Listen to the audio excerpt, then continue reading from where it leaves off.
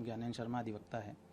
12 मई को भोपाल में ट्विशा शर्मा, समर सिंह एंड गिरिबाला सिंह मैडम जी, 12 मई को ट्विशा शर्मा ने जो सुसाइड हुआ था उसके संबंध में आप सभी की जानकारी में है कि परिवार उनको लेके हॉस्पिटल पहुंचा। वहाँ पे ऐसे पुलिस को भी इंटीमेशन किया गया। उसके बाद प्राइमा फेसी जो भी फॉर्मेलिटीज़ हैं, लीगल चीज़ें हैं, वो करी।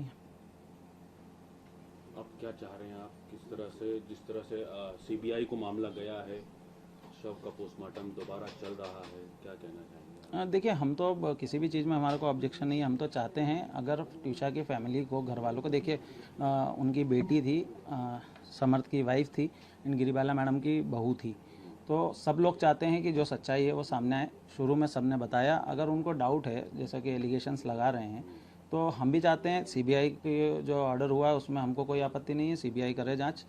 सेकंड पीएम हुआ, हमने उसमें भी कोई ऑब्जेक्शन नहीं लिया, हम उसमें भी तैयार हैं। आज शायद घर पे लेके पहुंचेगी भी पुलिस समर्थ को, तो हम तो हर चीज़ में कोऑपरेट कर रहे हैं।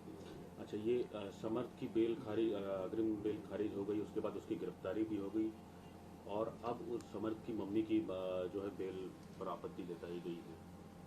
देखिए, समर्थ की बेल रिजेक्ट हुई थी, हमने सेशन में लगाई थी, वो रिजेक्ट हुई थी। उसके बाद हम हाईकोर्ट गए, हाईकोर्ट में विड्रॉ होने के बाद हमने सरेंडर कर दिया।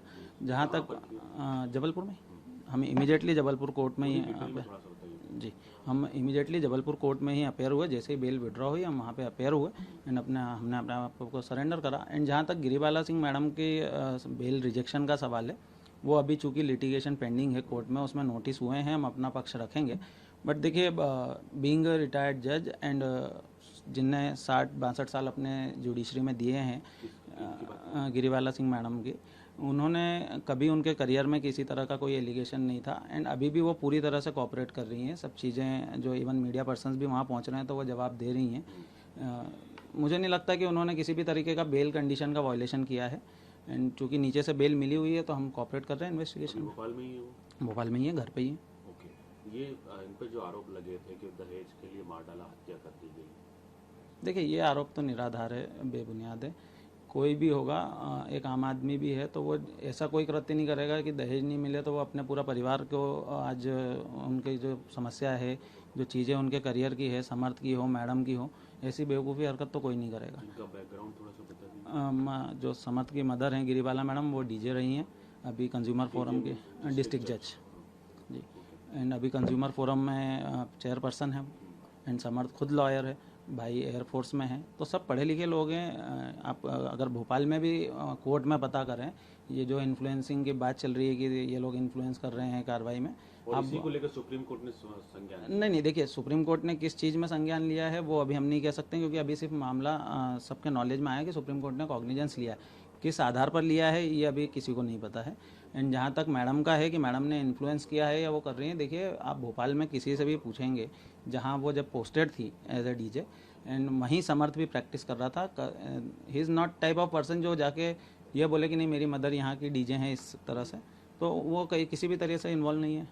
इनकी शादी किस तरह से हुई थी? जीवन साथी करके एक डेटिंग ऐप है, उसमें ये लोग मिले थे मैट्रिमोनियल साइट पे, एंड उसके बाद 1.5 साल इन्होंने बात करी है आपस में, दोनों की अच्छी बात थी, चीज़ें फैमिलीज मिली, सब चीज़ें नॉर्मल थी, एंड उसके बाद ही शादी हुई दिसंबर। इंटरकास्ट है? हाँ जी, देखिए, दोनों पढ़ी लिखी फैमिली है, दोनों का बैकग्राउंड सेम था, दोनों के फैमिलीज में मिलिट्री पर्सन है, आर्मी पर्सन है, तो दोनों परिवार राजी थे?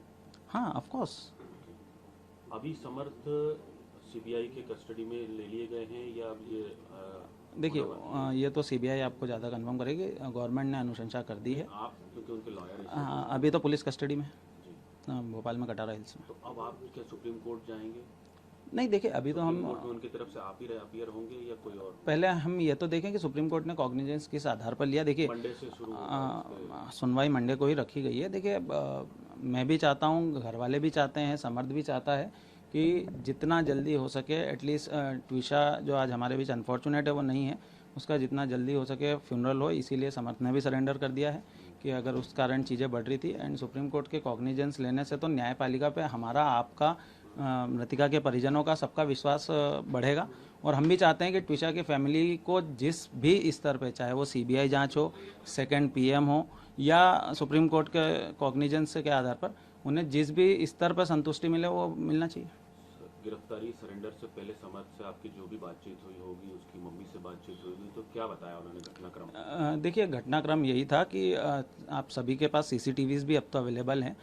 समर्थ एंड समर्थ की मदर एंड ट्विशा हॉल में बैठे हुए थे 8:30-9 के आसपास, 12 तारीख को ही, घटना के पहले।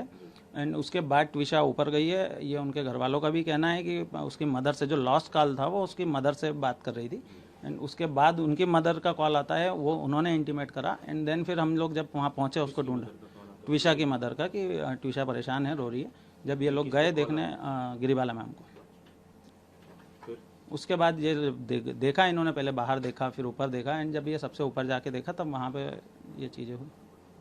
क्या फिर रिएक्शन था इनका दोनों का? देखिए बहुत रिएक्शन बहुत जेन्युइन था कि भाई समर्थ ने उसको पकड़ा, कोशिश करी उसको उठा के कि निकालने पर, वो चूँकि बॉडी वेट के हिसाब से हैंगिंग थी, तो हैंगिंग थी तो उसको उठाया, उसको कोशिश करी कि उसको ऊपर से उतारा जाए। मदर को बुलाया, आप लोग सीसीटीवी में देख सकते हैं, हाउस हेल्प को बुलाया, वहाँ पे वो आया, उसने सबने मिलके उतारा। एंड उतारने के बाद उसको पहले उनको लगा कि शायद सांसें चल रही है।